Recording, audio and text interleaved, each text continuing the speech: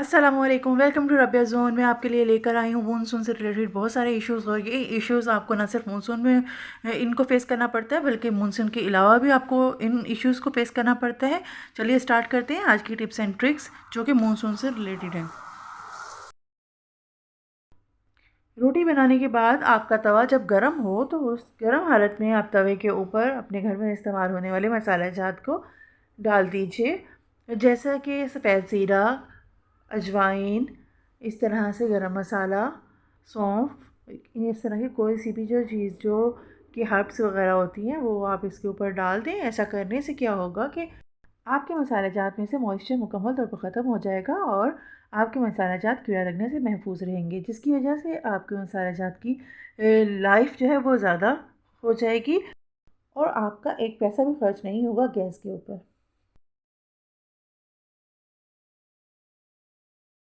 इस तरह के मसाला जात के पैकेट जो हैं हम घरों में खाना बनाने के लिए इस्तेमाल करते हैं। इसका कुछ हिस्सा अगर हम इस्तेमाल कर लें तो बाकी का पैकेट जो वो पड़ा रहने की वजह से कीड़े उसमें लग जाते हैं और ये मसाला ख़राब हो जाता है। इसके लिए आपने क्या करना है, एक एलुमिनियम फॉइल का पेपर लेना है, उसका पीस लेना है और इस तरह से जिस जो हिस्सा पैकेट का मसाले के पैकेट का खुला हुआ है उस हिस्से को रखकर इसे एलुमिनियम फॉइल इसके ऊपर रखकर इस्त्री से प्रेस करना है। इस तरह से क्या होगा कि ये जो मसाले का खुला हुआ हिस्सा था वो मुकम्मल तौर पर सीलबंद हो जाएगा। तमाम मसालों को आप इस तरह से पैक कर लीजिए और फिर इसको फ्रिज में रख दीजिए। ना तो इसके अंदर नमी आएगी और ना ही इनमें कीड़ा लगेगा।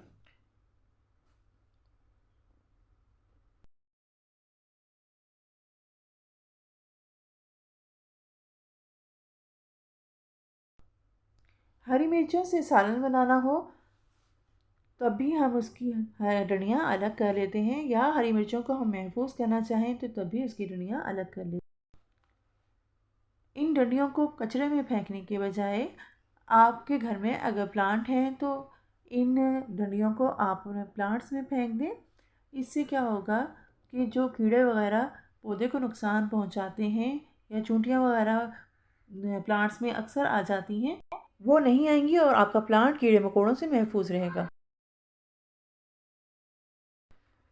हम सभी जानते हैं कि जब कभी राइस लेकर आते हैं और वो लंबे अरसे तक पड़े रह जाएं तो इनके अंदर जो आप है वो सभी कीड़े जानते हैं कि बनना लाल शुरू हो मिर्च के जाते हैं, अंदर भी जो कीड़ा कि राइस लगना को ख़राब कर देते बहुत हैं। जल्द शुरू हो इनसे जाता बचने है। के लिए इसको चावलों को प्रॉपर अच्छे महफूज तरीके करने से के लिए महफूज करना इसके अंदर ज़रूरी है। आप इसके चंद लिए दाने आपने कुछ लौंग के दाने लौंग के लेने डाल हैं दीजिए और इसमें और नमक कुछ डाल आपने दीजिए और तेज़पात के इसको अच्छी पत्ते तरह से लेने मिक्स हैं करके रख दीजिए। और लीजिए, अब इनको चावलों आपकी के लाल अंदर मिर्च अच्छी लंबे तरह अरसे से तक मिक्स चलेगी, कर जल्द देना है। ख़राब नहीं होगी, ना ही और कीड़ा उसके बाद लगेगा। ढक्कन लगाकर रख दीजिए। मानसून के आपके दिनों राइस में जो नमी हैं की वो वजह से ख़राब नहीं पर्स, होंगे, इनमें शूज़, कीड़ा नहीं सीट लगेगा। कवर, बेल्ट या लेदर से बनी हुई कोई भी चीज़ जो है वो जल्द ख़राब हो जाती है, उस पे एक तरह का फंगस लग जाता है।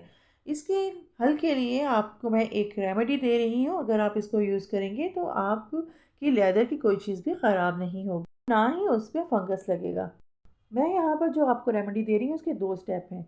फर्स्ट स्टेप में आपने कोकोनट ऑयल लेना है या फिर घर में मौजूद कोई सा भी ऑयल आप ले सकते हैं और इसको किसी कपड़े या कॉटन की मदद से इस तरह से लेदर की जो चीज़ें हैं आपके पास उनके ऊपर आपने अप्लाई करना है। शूज़ या लेदर से बनी हुई जो भी चीज़ें आपके पास मौजूद हैं उसको इस तरह से ऑयल की मदद से अच्छी तरह से साफ़ कर लीजिए। इस तरह से ऑयल की वजह से ग्रीसिंग नहीं होगी, बल्कि एक कोटिंग जो है वो बन जाएगी आपकी लेदर की चीज़ों के ऊपर। और जब फर्स्ट स्टेप में आपने इस तरह से ऑयल लगा लेना है और सेकंड स्टेप पर आपने ये जो हमारे पास विनेगर होता है, कुकिंग में, चाइनीज़ कुकिंग में इस्तेमाल होता है, सिरका, वो उसके साथ जो है आपने उन तमाम चीज़ों को दूसरी तरह से दूसरे स्टेप में साफ़ कर लेना है। इससे जो है आपका जो लेदर की तमाम चीज़ें हैं वो एकदम से शाइन करने लगेंगी और फंगस से भी महफूज रहेंगी। इसकी लाइफ भी बढ़ जाएगी और जो है मानसून की वजह से जो नमी आ जाती है उसकी वजह से ये चीज़ें जल्दी ख़राब हो जाती हैं, वो भी नहीं आएगी। और विनेगर से साफ़ करने से जो स्मेल आ जाती है इन चीज़ों में, लेदर की चीज़ों में, वो स्मेल भी ख़त्म हो जाएगी। अब इन जो लेदर की चीज़ें हैं उनको टिश्यू वगैरह से साफ़ करके शॉपर में डालकर महफूज जगह पर रख लीजिए। आपकी ये चीज़ें लॉन्ग टर्म ख़राब नहीं होंगी और ना ही इन पे किसी तरह का फंगस लगेगा। जैसे ही गर्मियाँ स्टार्ट होती हैं या मानसून का सीज़न स्टार्ट होता है, मक्खियाँ तो बहुत ज़्यादा हो जाती हैं और इनसे निपटना बड़ा मुश्किल हो जाता है। हर जगह पर बैठती हैं और खाने वगैरह को भी ख़राब करती हैं। इस मसले के हल के लिए मैं एक रेमेडी लेकर आई हूँ। इसके लिए चाहिए आपको इस तरह की एक जार ले लीजिए। डिस्पोजेबल जार भी ले सकते हैं जिसका ढक्कन हो, और उसके ऊपर आप इस तरह से छुरी गर्म करके निशान लगा लीजिए, होल कर लीजिए। इस डिब्बे के ढक्कन के अंदर इस तरह से आपने होल कर लेने हैं, और इसके बाद जो है आपने ये डिब्बी जो है उसको लेना है और इसके अंदर आपने डालना है नमक। जो आम खाने का नमक होता है वही नमक आपने इसमें डालना है। तकरीबन यहाँ पर 4 टेबल स्पून नमक आप इसके अंदर डाल दीजिए। अब इसके बाद आपने जो सेकंड चीज़ इसके अंदर डाली है वो है फैब्रिक कंडीशनर। ठीक है, अगर आपके पास फैब्रिक कंडीशनर ना हो तो आप शैम्पू इस्तेमाल कर सकते हैं। ठीक है, ये आपने तकरीबन यहाँ पे 2 टेबल स्पून डालना है। उसके बाद आपने लेनी है फ़िनाइल की गोलियाँ। ठीक है, और ये मैं यहाँ पर 2 फ़िनाइल की गोलियाँ ले रही हूँ। बहुत आसानी से पंसारी की दुकान से आपको ये मिल सकती हैं। इन फ़िनाइल की गोलियों को शॉपर में रखकर आप किसी भी चीज़ से इसको हिट करेंगे तो इसका पाउडर जो है वो बन जाएगा। बहुत आसानी से पाउडर बन जाएगा। इसका पाउडर बनाने के बाद आपने क्या करना है कि इस पाउडर को उठाकर इसके बाद आपने फ़िनाइल का ये पाउडर जो है वो सेफली इस जार के अंदर ट्रांसफ़र कर देना है, और इसको इस जार को हल्का सा टैप टैप करना है जिससे फ़िनाइल जो है वो पूरे जार के अंदर डिस्ट्रीब्यूट हो जाए। ठीक है, उसके बाद आपने इसके ऊपर लिड लगा देना है।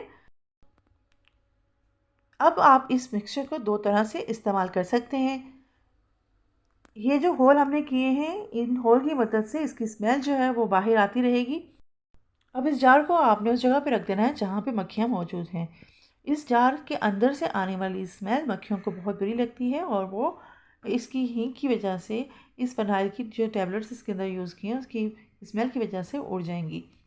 या फिर दूसरा तरीका ये है कि इसके अंदर से आप 1 टेबल स्पून मटीरियल निकालें, मिक्सचर, और उसको पानी में हल करके पोछा लगा दें। इससे पूरा घर जो है आपका मक्खियों से पाक हो जाएगा। मानसून के दिनों में हम देखते हैं कि डैंड्रफ का बहुत सारे लोगों को इशू हो जाता है। मैं यहाँ पर एक बेहतरीन DIY टिप लेकर आई हूँ जो कि आपके डैंड्रफ के इशू को ख़त्म कर देगी चुटकियों बजाते ही। इसके लिए आपने क्या करना है कि 2 टैबलेट लेनी है डिस्प्रिन की, जो कि सर दर्द की टैबलेट्स होती हैं। आपने 2 टैबलेट इस तरह से निकाल लेनी है और इसको इस बाउल में रख देना है। ठीक है, और उसके बाद आपने क्या करना है कि इसके ऊपर पानी का एक छींटा लगाना है। ठीक है, जैसा कि आप वीडियो में देख सकते हैं कि मैं इसके ऊपर कुछ ड्रॉप्स पानी के डाल रही हूँ। पानी डालने से ये टैबलेट्स जो हैं वो जल्द ही डिज़ोल्व होना स्टार्ट हो जाएंगी। आपने इनके डिज़ोल्व होने का इंतज़ार करना है। ठीक है, और उसके बाद आपने स्पून की मदद से इनको मिक्स कर लेना है। ठीक है, आप देखेंगे कि ये देखिए मुकम्मल तौर पर ये डिस्प्रिन जो है वो डिज़ोल्व हो चुकी है पानी के अंदर। अब इसके अंदर आपने जो चीज़ डालनी है वो है शैम्पू। जो आप रेगुलर शैम्पू इस्तेमाल करते हैं बाल साफ़ करने के लिए, आपने वही शैम्पू इसके अंदर ऐड करना है। अपने बालों की लेंथ के हिसाब से आप जितना शैम्पू इस्तेमाल करते हैं उतना ही शैम्पू आप इसमें डाल दीजिए। उसके बाद आपने इसको स्पून की मदद से मिक्स कर लेना है यहाँ तक कि ये दोनों यकजा हो जाएं। इसके बाद आपकी रेमेडी तैयार है। आपने इसको इस्तेमाल किस तरह से करना है कि आपने इस मिक्सचर को बालों के ऊपर लगा लेना है, स्कल के अंदर अच्छी तरह से लगाना है। ठीक है, उसके बाद आपने 5 से 10 मिनट के लिए इसको छोड़ देना है, और उसके बाद आपने रेगुलर पानी से वॉश कर लेना है। हफ्ते में 2 से 3 बार इसको इस्तेमाल कीजिए। ये टिप बहुत ही ज़बरदस्त है, आपके बहुत ज़्यादा काम आने वाली है। इसके लिए आपको इस तरह के सॉक्स जो कि ज़ाया होते हैं, आप फेंकने के लिए फेंक देते हैं सॉक्स को, उस तरह के सॉक्स चाहिए, और इनको आपने इस तरह से वाइपर के ऊपर चढ़ा देना है। इस तरह से इसको खोलें और इसकी एक साइड पर इसको चढ़ा दें। इस टिप से आपको वो फ़ायदा मिलने वाला है कि जो आपको इतना सुकून और इतना आराम देगा काम करने में, सफाई करने में, कि आप हैरान रह जाएंगे कि आपको ये टिप पहले क्यों ना मालूम हुई। अगर पहले से मालूम होती तो आप इस टिप को पहले से फॉलो करते। इस तरह से आपने एक सॉक्स को वाइपर की एक साइड पर और दूसरे सॉक्स को वाइपर की दूसरी साइड पर इस तरह से चढ़ा देना है कि ये सॉक्स जो हैं वो मुकम्मल तौर पर वाइपर को कवर कर लें। जैसा कि आप वीडियो में देख सकते हैं कि मैं एक सॉक्स को दूसरे सॉक्स के साथ ये इस तरह से वाइपर को कवर कर रही हूँ सॉक्स के साथ। अब आपने इस वाइपर को अपने बेसन में या बाल्टी में रख कर जो है वो वेट कर लेना पूरा, ठीक है, गीला कर लेना है। उसके बाद आपने इसको किस तरह से इस्तेमाल करना है आइए मैं आपको बताती हूँ।